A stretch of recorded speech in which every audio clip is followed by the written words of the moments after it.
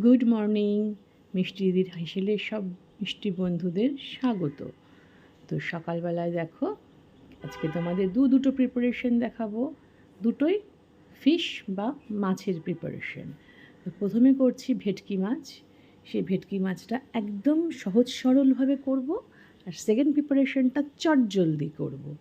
দেখো, ভেটকি মাছটা কিন্তু ভেটকি মাছ কিন্তু খুব নরম হয়, তো বলো তা কী করি বলো তো আমি।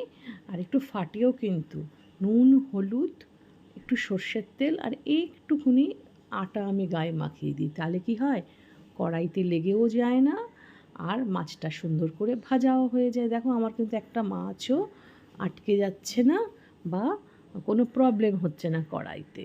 তো মাছগুলো তো সুন্দর করে ভেজে নিলাম। এবার দিয়ে দিলাম যার যেরকম ইচ্ছা হয়। অনেকে জিরে ফোড়নও দেয়, তা আমি আজকে একটু ইচ্ছা হলো কালো জিরে ফোড়ন দেব।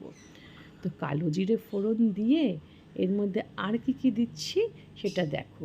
পেঁয়াজ কুচি, এটা হচ্ছে শুকনো লঙ্কা, টমেটো, রসুন কুচি, আর হচ্ছে গ্রেট করে রেখেছি টমেটোটাকে। করে খুব তাড়াতাড়ি হয়ে যায়, জানো তো। যেটুকু আলুটা সেদ্ধ হতে সময় লাগে, ঠিক সেইটুকুর জন্যই যেটুকু টাইম লাগে। প্রত্যেকটা জিনিস আমি একবারে দিয়ে দিয়েছি, আমার কোনো আগে পরের কোনো ব্যাপার নেই। সুন্দর করে ভাজা ভাজা করে নেব, কারণ এই জিনিসটা ভালো করে ভাজা না হলে কিন্তু কাঁচা কাঁচা গন্ধ লাগবে। তো দিয়ে দিলাম টমেটো, যেটা একদম গ্রেটটাকে ঠিক বলা হবে না, পেস্ট করে রেখেছি। তো এটা প্রত্যেকটা জিনিস খুব ভালো করে একটু ভেজে নিতে হবে। তা নুনটা দিলে হয় কি, প্রত্যেকটা জিনিস খুব সুন্দর করে নরমও হয়, ভাজাটাও সুন্দর হয়, রঙটা আসে ভালো। নুন না দিলে কিন্তু কালার আসে না। যেমন চিনি না দিলে তেলে কালার হয় না, তেমন নুন না দিলেও কিন্তু রান্নাতে কিন্তু কালার আসবে না। তো যাই হোক, এটা সুন্দর করে ভাজা ভাজা করে নেব। ভাজা ভাজা করে নেওয়ার পরে এর মধ্যে আমি কি করেছি জানো, দেখো হলুদও দিয়ে দিলাম। করেছি, আলুটাকে খুব পাতলা করে করে কেটে নিয়েছি। কেটে নিয়ে এর সঙ্গেই ভেজে নেব। তাহলে কি হবে, মশলার সঙ্গে মশলার যে জুসটা আলুর মধ্যে ঢুকে যাবে। তো যাই হোক, তো এই আলু সমস্ত মশলা সুন্দর করে ভেজে নিচ্ছি। তো ভেজে নেওয়ার পরে কি হবে, তারপরে আমি, তোমার বেশি জলও লাগে না, যতটা তোমার প্রপোর্শন আলুটা সেদ্ধ হতে লাগবে সেই আলুটা তোমার দিয়ে দেব। আলুটা দেখো সুন্দর করে ভাজা ভাজা আমার হয়ে গেছে।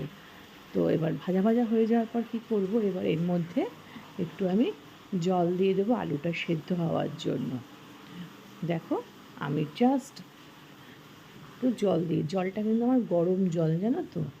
কারণ হচ্ছে আমি সবসময় ইউজ করি একটু গরম জল দিতে। কারণ হচ্ছে গরম জল দিলে নাকি রান্নাতে স্বাদ হয় ভালো। তো যাই হোক, এটা ফুটে উঠুক। ফুটে না উঠলে তো আমি মাছ ছাড়তে পারবো না, কারণ যতক্ষণ না ফুটবে ঝোল। আর এটা তো ভেটকি মাছ, আগে তোমার আগে ভাগে হুড়োহুড়ি করার দরকার নেই যে মাছটা সেদ্ধ হওয়ার দরকার বা কিছু, কারণ ভেটকি মাছ এমনি নরম হয়ে গেছে। তো যাই হোক, দেখো দেখতেই পাচ্ছ মাছগুলো কিন্তু আমি আস্তে আস্তে ঝোলের সাইড দিয়ে দিলাম, যাতে কোনো রকম ভেঙে ঠেঙে না যায়। আর এই ধনে পাতা দেখো কেটে রেখেছিলাম, ধনে পাতা, ভেটকি মাছের ঝোলটা হালকা পাতলা করে ধনে পাতা দিয়ে করলাম। জেনারেলি ভেটকি মাছ সবাই একটু চেষ্টা করে একটু কষা রসা করতে, কিন্তু দেখো এইভাবে ধনে পাতা দিয়ে খেয়ে দেখবে, খুব ভালো লাগে। তো যাই হোক, এই মেজারমেন্টের ঝোলটা আমি রাখলাম। এটা কিন্তু পরে আবার কী হয় জানো তো, টেনে যায় ঠান্ডা হলে। এই হয়ে গেল তোমার একটা প্রিপারেশন। আর এইটা কি করছি বলো তো, এইটা হচ্ছে আমার একটু কয়েকটা কলা বেঁচেছিল, সেই কলা দিয়ে একটু বড়া করে নিলাম, আর কিছুই না। তো এটা কলার বড়া করলাম।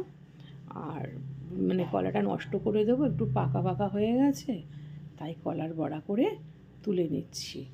কারণ হচ্ছে তাহলে কী বলো তো, জিনিসটা নষ্টও হবে না, খাওয়াও হয়ে যাবে। ঘরে সবই ছিল, তাই করে নিলাম। তাহলে দেখলে ভেটকি মাছ করলাম, তার ফাঁকে এটাও করে নিলাম। এবার সেকেন্ড প্রিপারেশনটা তোমাদের দেখাবো। সেকেন্ড না, থার্ড হয়ে যাবে এটা, কারণ কলার বড়াটাকে আমি ধরিই নি রান্নার মধ্যে। কিন্তু বলো, ওটা করতেও তো সময় লাগে। এবার হচ্ছে চটজলদি একদম চিংড়ি মাছের প্রিপারেশন। একদম চিংড়ি মাছটা বেছে ধুয়ে লেজটাকে কাটিনি করে রেখে দিয়েছি। আর এদিকে কড়াইতে নিয়ে নিয়েছি হোয়াইট অয়েল, আর কি বলো তো কিচ্ছু না, আমার কাছে যদি একটু ক্যাপসিকামের অভাবটা ছিল, ক্যাপসিকামটা দিলে আরও স্বাদ ভালো হতো। তো আর এর মধ্যে দিয়ে দিলাম একটু বাটার। বাটার কখনো খালি কড়াইতে দেবে না, তাহলে না পুড়ে যায়। তো আমি ওই হোয়াইট অয়েলের মধ্যে দিয়েছি।